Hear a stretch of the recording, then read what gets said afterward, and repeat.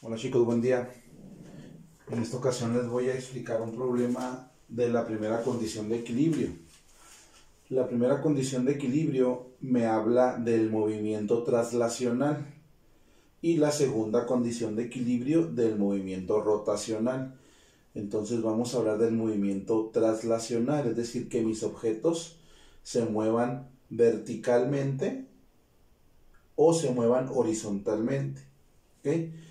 En ambas condiciones de equilibrio debe de existir o debe de darse que la resultante, la fuerza resultante sea cero, es decir, para que pueda estar en equilibrio.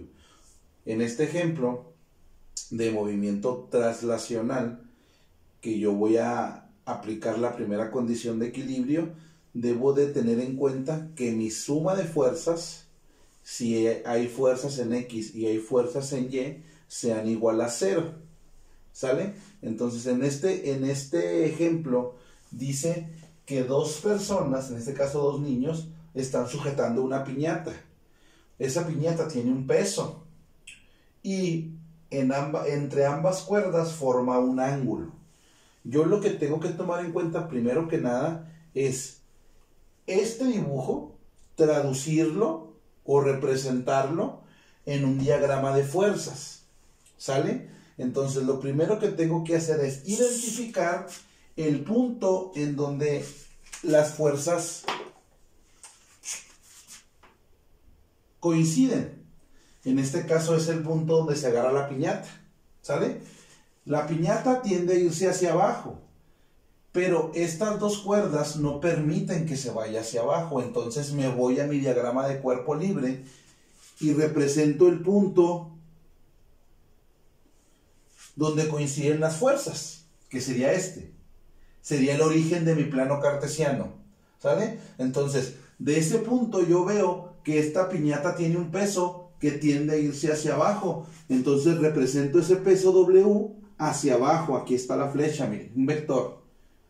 Ahora, para no permitir que ese cuerpo se vaya hacia abajo, tengo dos cuerdas, una de este lado y otra de este lado, que esas cuerdas me van a permitir que no se vaya hacia abajo, pero siempre y cuando yo realice una fuerza con ese sentido. Es decir, no te voy a dejar que te vayas a la piñata. Una fuerza y otra fuerza hacia allá. Esa fuerza la voy a conocer como tensiones.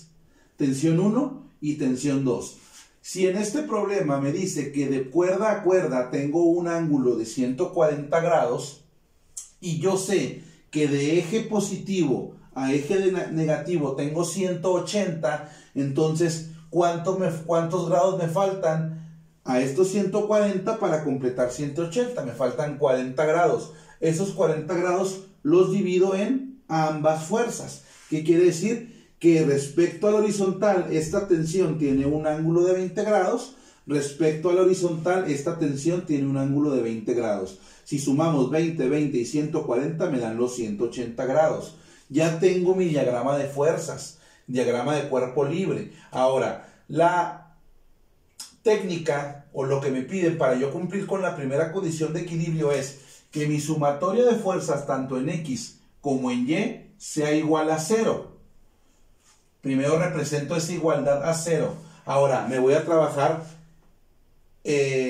sumatoria por sumatoria. En este caso voy a empezar con la sumatoria de fuerzas en X. Cuando vimos el tema anterior, quedamos que las fuerzas en X se iban a considerar todos aquellos vectores que fueran o a la derecha o a la izquierda. En este caso, ¿cuántos vectores tengo que vayan a la derecha o a la izquierda? 2. Esta tensión 1 va hacia la derecha, esta tensión 2 va hacia la izquierda. Todo lo que va a la derecha es positivo en X, todo lo que va a la izquierda es negativo en X. Entonces, ¿qué me toca hacer? Representar esta tensión 1 positiva con todo y el ángulo que la está alterando o que está representándola. Entonces, como voy a trabajar en X, la tensión 1 la voy a multiplicar por el coseno del ángulo, porque estamos en X. Esta es positiva y luego la negativa, pues le pongo su signo negativo, que es la tensión 2, igual multiplicada por el coseno del ángulo. Ojo aquí, la idea, muchachos, es yo no tener términos negativos. Entonces, como aquí tengo un término negativo, para volverlo positivo, lo mando del otro lado de la igualdad, que es un 0, ¿verdad? No tengo otro valor, y ya con un signo positivo. Así me quedan representadas mis fuerzas en X. ¿Sale? Ahora me voy con las fuerzas en Y. Las fuerzas en Y son aquellas que van hacia arriba o van hacia abajo. Entonces, igual, tienen que ser 0, la suma de esas fuerzas. ¿Cuántas fuerzas tengo que vayan hacia arriba o vayan hacia abajo? 3. Tensión 1 va hacia arriba, tensión 2 va hacia arriba, peso va hacia abajo. Lo que va hacia arriba es positivo, lo que va hacia abajo es negativo. Entonces, primero pongo lo positivo. La tensión 1 por el seno, porque ahora estoy trabajando en Y, del ángulo más, porque también va hacia arriba. Tensión 2 por el seno del ángulo, menos 196, porque es el valor que conozco y es lo que va hacia abajo. Todo eso va a ser igual a 0. Igual que en la anterior, no requiero o no necesito tener números negativos. Entonces, este que es negativo, lo mando del otro lado de la igualdad positivo y me queda esta ecuación. Ojo aquí, muchachos. En la sumatoria de fuerzas en X, yo sé que las tensiones son iguales. Es una igualdad, mire. T1 coseno de 20 es igual a T2 coseno de 20. Es lo mismo. Entonces, esta expresión la voy a representar de la siguiente manera. 2 veces esas tensiones, porque son las mismas, por el seno de 20. 2 veces las tensiones por el seno de 20 va a ser igual a los 196 newtons. Ahora, a mí me interesa el valor de esta tensión.